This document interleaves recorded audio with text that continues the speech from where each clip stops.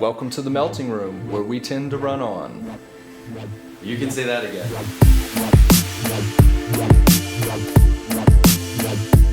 So Matt, we're back again. This time, first video podcast. Yes. All right. So I guess we'll just go ahead and say hi, everybody, and go ahead and jump into it. We got a lot to cover today. A lot. Well, I don't think actually a lot going on. Because when I started looking into things, what do I want to talk about today? I tried to just, I was like, for once, let's avoid being overly political. And I was like, let's maybe find something that's interesting or funny, a little funny anecdote.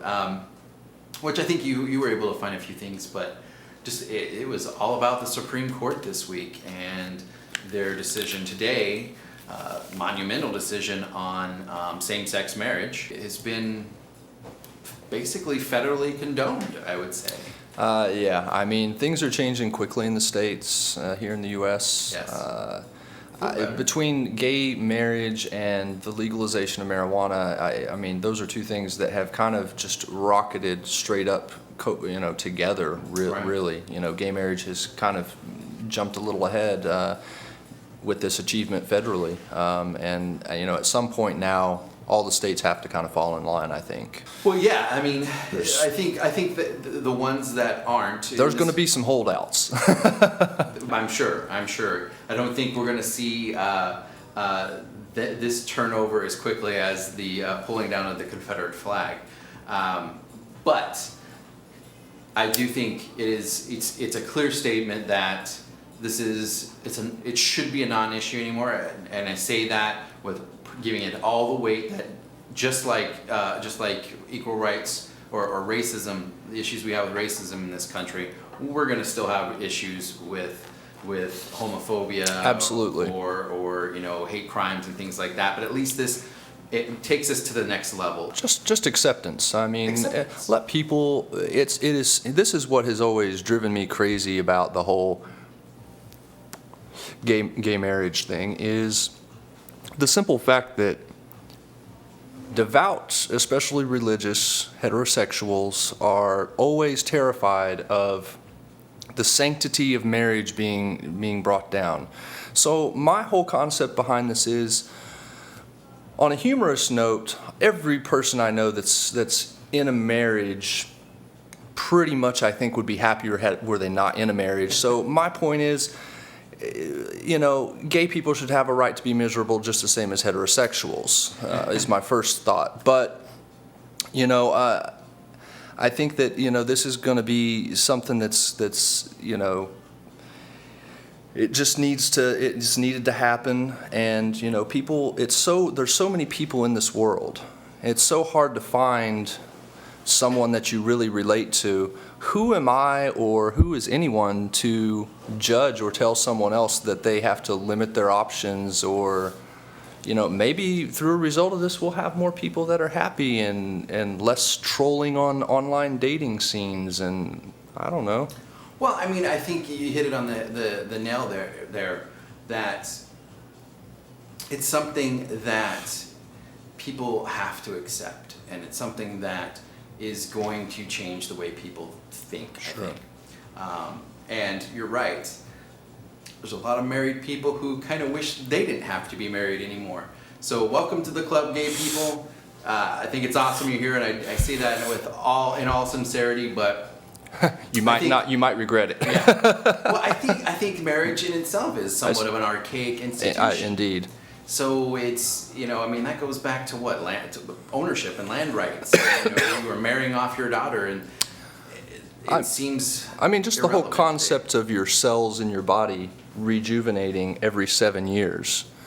You're a new person. How many times in your life? I know in my life I feel like I've been maybe 3-4 different people. Sure. And so, how do you know that you're supposed to pick someone and you're going to evolve through over 50, 60 years together and be compatible that whole time and evolve together? I think, people should look at it more like a neural network of just different intersecting pathways everywhere, and sometimes two energy particles come together and they run down the same path, and then they come to a Y, and it's just maybe time to let it go and find that next person to be with in that path. Well, Dan Savage has a good point on that. He's actually a kind of a revered relationship therapist, and he's gay. But he mentions that. He talks about sometimes people, what we have to maybe get used to is the fact that we aren't monogamous naturally, but we choose to be, or some of us choose to be. Well, I think that society has programmed people through conditioning over centuries, and I think it began with the church. The masses are easier to control if they're sat down. If you're have responsibilities and you're not mobile, it's much easier to control the masses. Well, absolutely. But I think where what I'm getting at with that though is you're right. I readily went along with every 7 years we're new people. I see it. But there is a point to that. That life is long. We're living longer than we used to. Sure. And some people are not going to be able to stay in a relationship for that. Getting married say at 30 and staying in that relationship till they're 90. Yeah. It's a 60-year marriage. That's a very long thing. I think it's amazing for the people who do reach that and still are still in love at that age. And I believe I'm a huge romantic. Yeah. I believe in all of that stuff, that people can fall in love and be soulmates for lack of a better term, and but there are some people who aren't. So and I would say I'm not speaking as a from knowledge. I'm not a gay man, but hey, maybe 7 years, I'll be a totally new person. But the idea to me is, these guys can now connect, whether it's lesbian, gay, transgender, whoever. They can now have the same protections under the law, same rights that everybody else has, and I think that's what's important. I think that just like with any other issue about equality or civil rights, it's a step in the right direction. It's because we don't need to stick anyone in a group anymore. We're all human beings on this world, and we should all be treated the same. Right. Man, woman, child, whatever race, species. Sure. Well, species, that could be an alien, and if they're up to no good, fuck those guys. Yeah, anybody that's up to no good. Right. If you're up to no good. But like I said, it's been a busy week with the Supreme Court. It has. The rights now that gays have equal rights, or that community has equal rights for marriage. It'll be interesting to see how that now affects, because also this week they upheld Obamacare, and it will be interesting to see how the insurance companies now will be They haven't, I don't think, a choice but to accept these individuals as spouses on health insurance plans. First, I'll go back to the point of Obamacare, or as Scalia put it, we should call it SCOTUS care, because the Supreme Court of the United States is what SCOTUS is, and I'm like, what is he? What he's trying to now? Someone who's fought against it, who's always voted against it, now is going to coin. It should be called this now. You want to play some type of claim? I think he referred to he referenced to how it had passed as a bunch of hibbity-jibbity or something to this nature as well. I'm a little disturbed that we have our Supreme Court, the justices that decide the most important things in our land, just talk gibberish in their dissensions against, or their rulings. Right. Should you not have to speak properly to where it's in somewhat terms that normal, intelligent, I'm not saying everybody in society should understand it, but normal, intelligent people should be able to discern what he's talking about. Isn't this the one place where that legalese, that jargon should come into play? He's talking about a Supreme Court decision. Yeah. Let's Let's do away with the hibbity jibbity.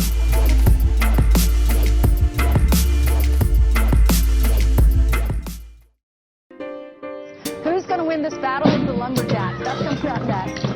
I'm putting my money on Clayton. I mean, it's a guy throwing a fucking axe on a street. I mean, basically, Fox News decided that it would be a great idea. They apparently, oftentimes, I do watch Fox occasionally just to see what's going on, but I take it all with a grain of salt. But occasionally, they like to prove their manhood. It's kind of a it's a throwback way of thinking, Right. and it's very machismo. Sure.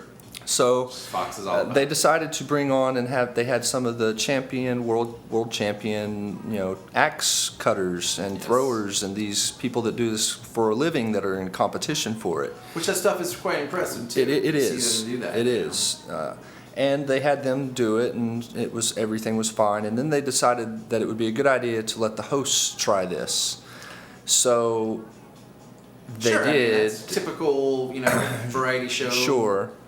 Shtick. What was funny is the first time I saw this, they showed one of the world champions cutting, the axe the log they were standing on, how to come between their 2 feet. Right. And she was showing this to one of the Fox newscasters, and I thought, surely to anything, I really thought, I was like, man, he's going to get up there, because I knew it was a gaffe. I already knew something bad was going to happen. Right. And I thought, he's going to get up there, and that idiot's going to cut his fucking foot off.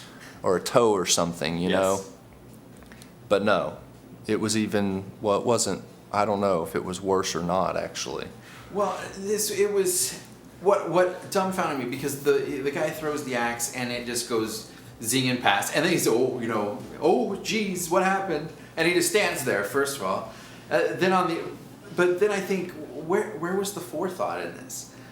We're gonna have a guy hurling it who doesn't know how to throw this, so it's very likely that he'll miss to this small target. Yeah, I wouldn't do this with a baseball. Let's not put anybody behind there, or let's put let's change where we're doing this so there's a back play, so it has a backsplash, someplace for it to hit and not hurt Safety. anybody. Safety first. People. Fuck, this is production. It's number one, man. Why did somebody not step in and go, guys, have we thought about whether this is really a good idea? Yeah. And then if nobody says it's a bad idea, then sure, move forward. But somebody surely to God at least said that comment. Well, it's Fox News, Ask that question. so they were more worried about coming across as macho and cool and look at us and American. But they hit the poor. I mean, he's a and drummer. They hit the soldier, the military He's a drummer. They hit him. Forget he's a soldier. Soldiers are He tough. He's an older combat. guy. He is older, but he's a drummer, which means at this point, this is it's his life. That's what he does. And a double-edged axe come hurtling through the air unexpectedly.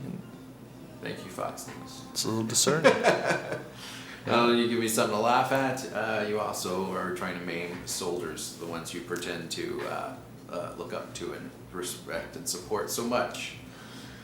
Well, I won't question their patriotism. I question their sanity. You should have perhaps. asked. Okay, so now that I've injured you, now that he's been injured, what are you going to do? How are you going to support the troop now?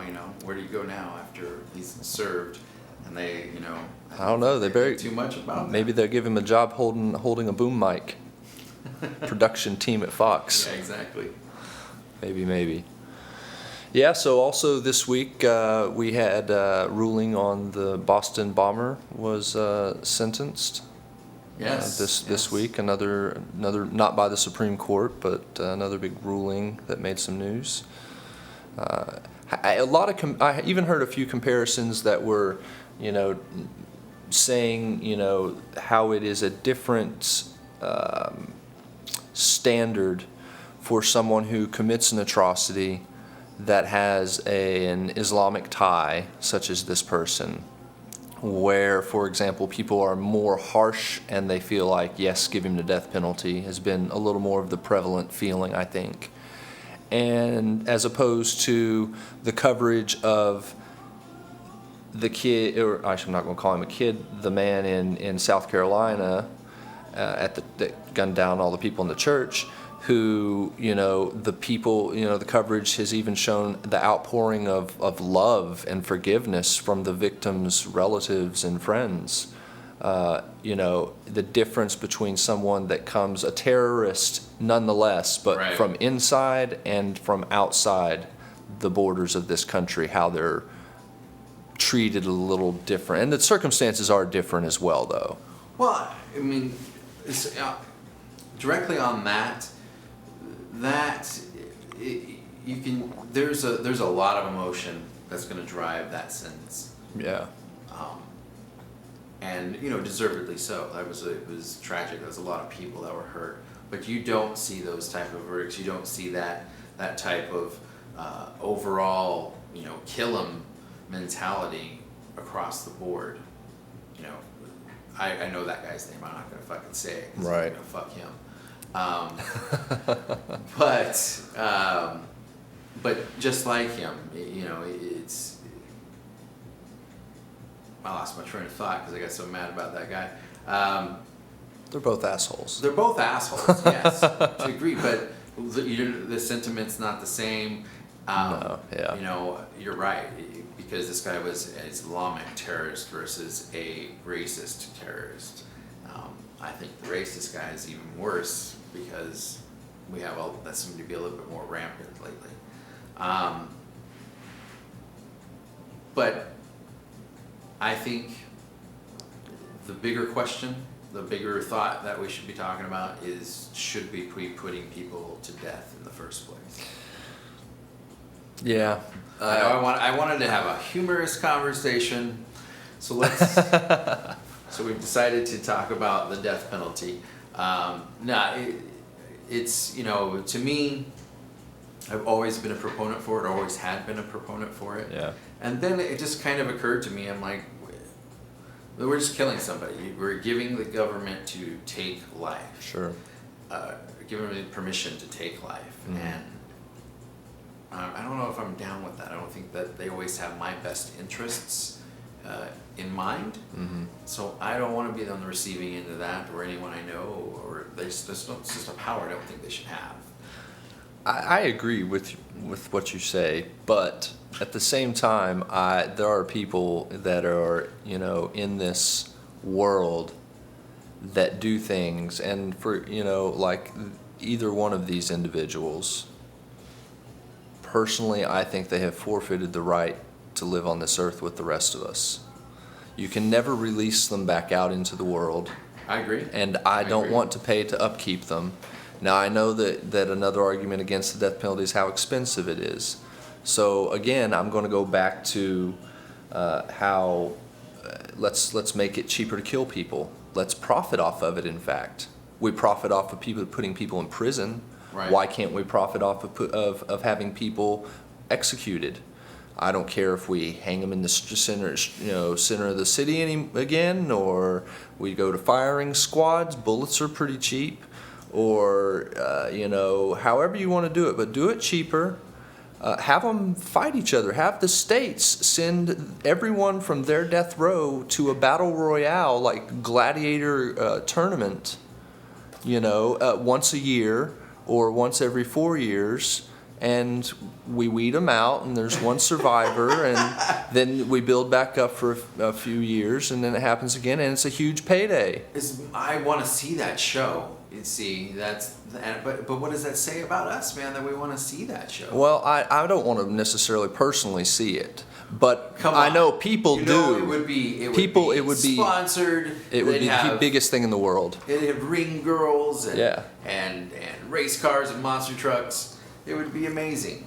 There would be concert like live music events taking place around Yeah. it. It would be huge. It'd be the biggest pay-per-view events. I would have to get. Wing houses and Hooters would explode with all the people coming in to see their pay-per-view events. Now, I don't think it's good to necessarily have such violence on readily available for the public, especially younger people to see. Sure. Maybe when they're impressionable, but I have a problem. I don't have a problem with these people still existing. I just think they've given up their right to live with the rest of us.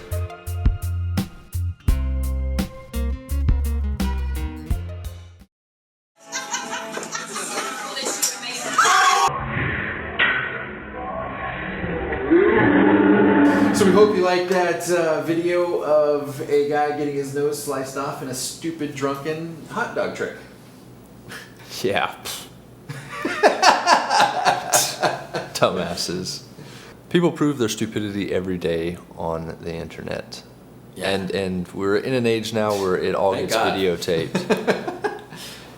Andy Warhol was right. We are in the age of where everybody can have their 15 minutes or 6 seconds or whatever of fame with the internet. It's everybody's lunch now can be the star of Yeah. nothing, but just absolutely Something. nothing. But they do it. They'll put it out there for the world to see. Fortunately, we live in this era. Daily macaroni posts and Speaking of posts or announcements, the Pope the Pope. made a lot of waves also the last few days. I like this Pope. I know that better Well, than I like certainly the that past. he and has at least said what we've all known. What 97, 99% of all scientists agree yeah. on. Yeah, it was humorous to me too to watch the Pope actually has a degree in science. I think it's biology or chemistry or something. Like he has a science degree from a university, and so it's him saying this. Then to me is not just it's a little more credible than just any Pope saying it. But it was still funny watching the Republicans kind of the Pope should keep to himself. I think Santorum, who is Catholic, came out against the Pope about this, that he should stick to his business and leave this kind of thing to the scientists and so forth. And the other one that made a kind of a big statement was Jeb Bush. Bush. He's trying to, that's his appeal to the Latino community. Oh yeah. I mean, well, Yebby. first, I Yebby. don't know how much weight I put in anything that a guy who wears white pajamas and lives in a secret city, says. And as far as the Pope goes, what did Jeb Bush do? He came out against the Pope as well. He's against the Pope. Yeah. He was just, he was just saying, that agreeing with Santorum basically, that Right. policy in this thing should be left up and. The scientists and politicians, the well- ones that we pay, the shill scientists and politicians. The handful that still say what we want them to. We need to put our trust in those guys. Yes. Yeah. Of course he would. I Yeah. can see why he would be against the Pope. I like that though. The Pope's like, hey, we have to acknowledge that global warming is happening, or climate change is happening, and that it is caused, without a doubt, by human progress. I've been all about the climate change, not necessarily the global warming, but certainly this summer seems to be off to a certainly warm. This year, really, the winter was warmer Sure. than normal. This summer has started off blazingly hot. California is still a huge drought now, dealing with wildfires. I think Salt Lake City and Idaho today broke over 100. Yeah, I mean, and that's not a rarity out there. I grew up out in that area. Idaho's pretty far north to be hitting 100. It's pretty. We had 100-degree heat days right there. I live in northern Utah, so I mean it's pretty close It to happens. Idaho. It happens. Not every day. I don't remember it being like that. But we Yeah. had hot summers. It got pretty fucking hot there. But it's just getting hot, man. It's just hot. It's just getting hot. I mean, I can feel it. I've lived in Florida long enough to know that 20 years ago I wasn't this hot. It's just hot every day, all the time. Fucking hot. Blazing hot. Yeah. It's like we live on the sun. Well, it's not for the faint of heart, but at least we still have water. It's another example too of the Republicans, just another issue where they have a antiquated mindset or perspective on this. You know, it's they're the only ones, and it's not helping their causes to be elected. Well, you know, I think that's why it's been dubbed the clown card, because they're all coming out with that same song and dance. They're saying the same things. They're not trying to do anything different. It's the same thing we've heard for the past at least 14 years. I mean, I'm just waiting for one of them to be the one that stands out. It's like, all right, I'll be the champion. I'll be the GOP champion on immigration, or like Jindal, like we were talking about. Bobby Jindal. They really need to do what the Democratic Party did back, I think it was in the 60s, because the Democratic Party then, I think it was the correct time frame, was that when they were racists. When they were the racists, you know, and at some point over time they have switched their perspective dramatically on these issues, and the party has transformed over time. The Republicans are going to have to do the same thing, I think, eventually. Yeah. I mean, if they want to win another White House run, yeah, absolutely.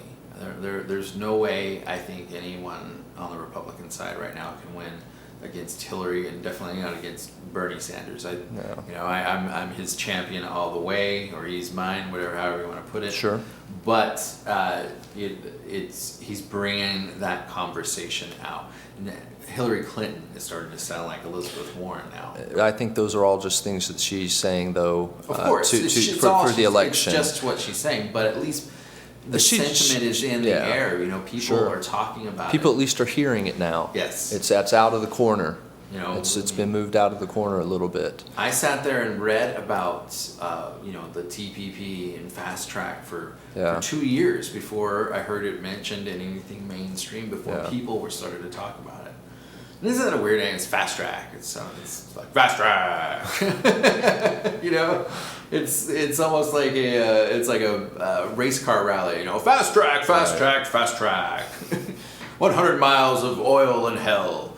You know, it's almost a joke on the other side. I think it's up to 13 candidates now. Yeah. The funny thing is that they've all jumped in, and there are only, right now in the polls, there are only 3 of them, I believe, that are in double figures as far as percentages of support and so forth.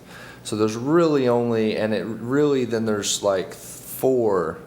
I think the next one's at 9%, I think, is Rand Paul. And really after him, it drops down to like 6, and then 4, and then 2, 1, 1, 1, 1, 1. And then Mike Huckabee. And then Huckabee's actually right around, I believe, 5th, 6th. He's in the, not too far out of striking distance. He's always going to have the strong support from the Midland, because that's his bread and butter. Sure. Or in his case, his butter and pig. I understand he likes his bacon. I would like to see, I would like to see, instead of them running around the country, I would really like to see us reform elections to where we have some sort of regulations and rules about it. Maybe not just like England, but England has rules and its limited time frame and so forth. And I think we should center it much more on debates, which is something Bernie mentioned this week, that we should, have more debates about this, because right now you just have people running around looking for opportunities to make an appearance and make a statement and be and appease to the crowd. And it's, and that doesn't really engage a helpful conversation to really find out where they stand on issues. And so I think that if you have them have to engage each other, and even with so many candidates in the Republican Party, you don't have to have them all debate it together at once. Break them up and have 4 here, 4 there, 5 there, and then mix it up and have just a series of debates every 2 weeks. Have a debate and mix it up and let them debate the issues and go through it. And I think it gives people a much better idea of whether or not candidates have an idea of what they're doing in the first place, which is really what ruined Rick Perry the last time. He had a decent amount of support until he got in that debate and couldn't, finish a sentence, and that pretty much ended it. That's why. Well, he's smarter now. Because he wears glasses. He's more nuanced. Yes, yes. He's the Rick Perry 2.0. Smarter and glassier. That's right. Glacier.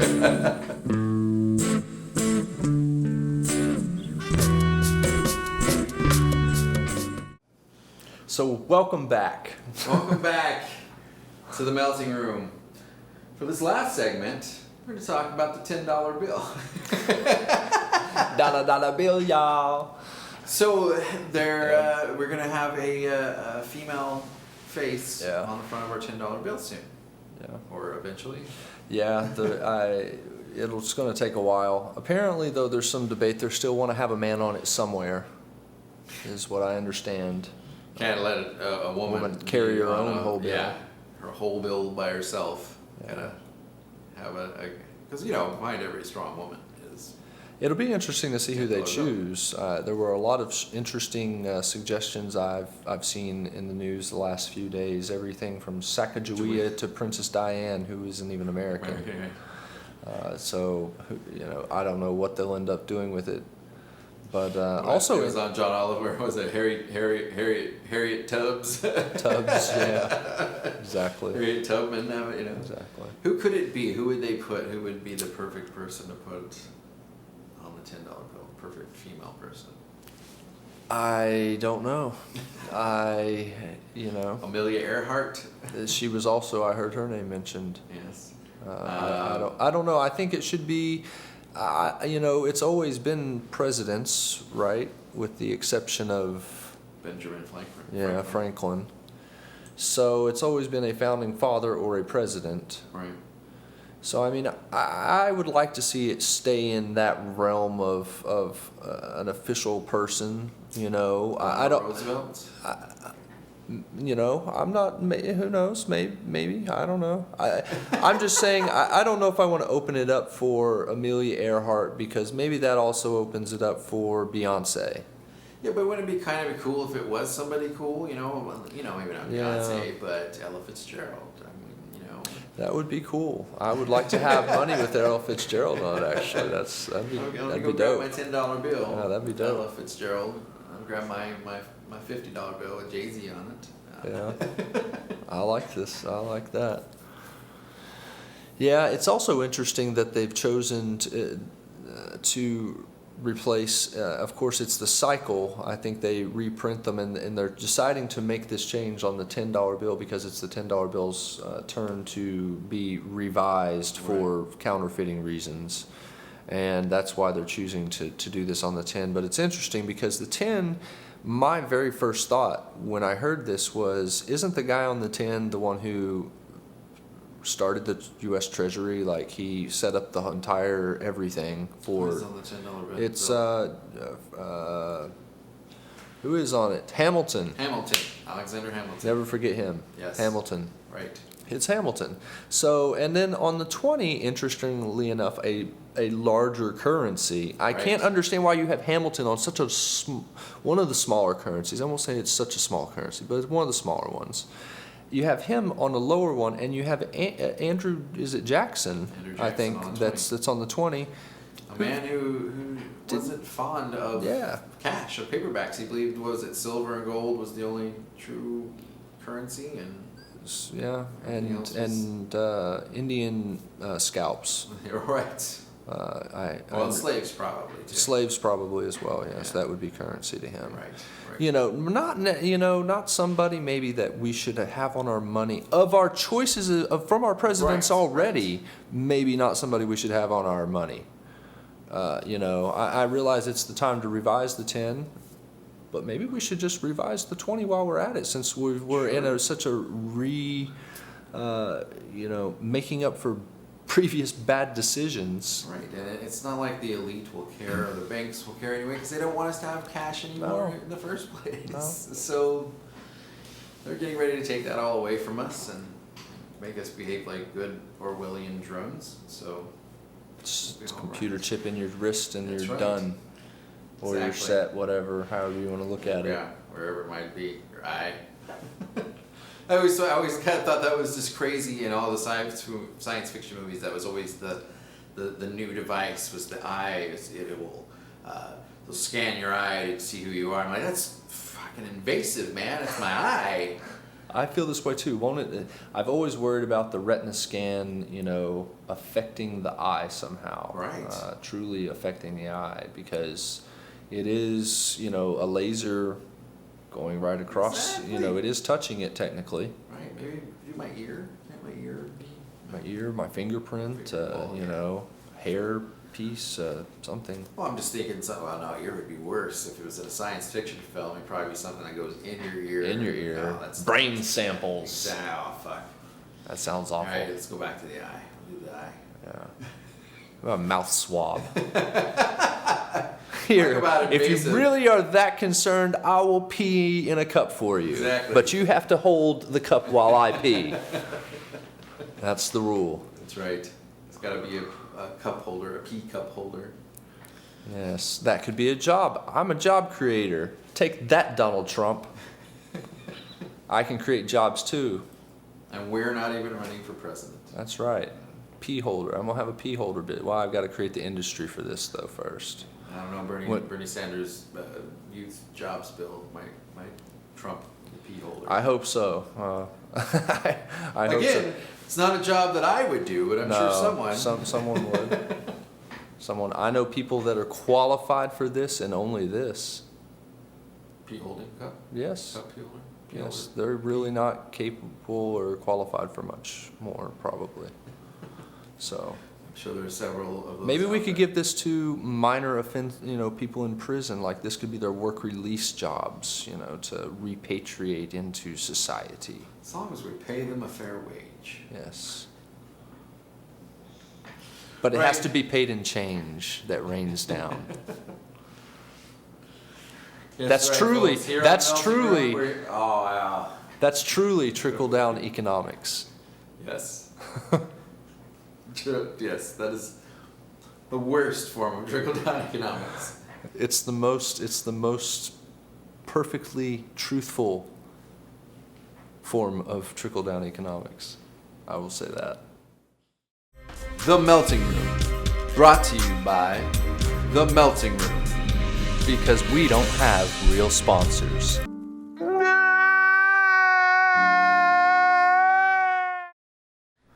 All right, well, that is our show today. Thanks for joining us here in the Melting Room. We are still working out the technical glitches on this show, so forgive any oddness in our shot selection. Yes, the more you watch, trust me, the more oddness you will realize just naturally is going to exude itself. Yes. So you'll get used to the natural oddness, but we'll work out the technical oddness.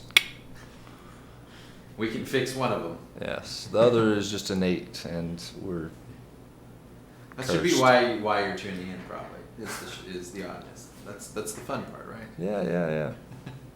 Because we're I odd. agree. All right, so we talked a little bit about the Supreme Court. We talked a little bit about inequality of marriage now. Yeah. We've talked about a busy week in the Supreme Court, and I hope that we had a little humor with Fox News, but I hope that the news lately has been pretty grim. It really has been, looking bad. and It's looking really this bad. this summer's not been off to a great start, and I hope that things improve, and going into the rest of the summer. Hope it's an enjoyable summer. Well, we will see. We will see. At least we know that the LGBT community can. Yes, get congratulations. married. Run out and go get married. And I wish you luck. Yeah. And for now, we have some sort of healthcare, and That's true. and That's true. Fox News are fucking idiots, again, as always. So we have a few things we can count on to start our summer off with. That is true. All right. Well, I'm Les Brown. Thanks for joining us in the Melting Room. We'll see you next time. Peace and love to the people.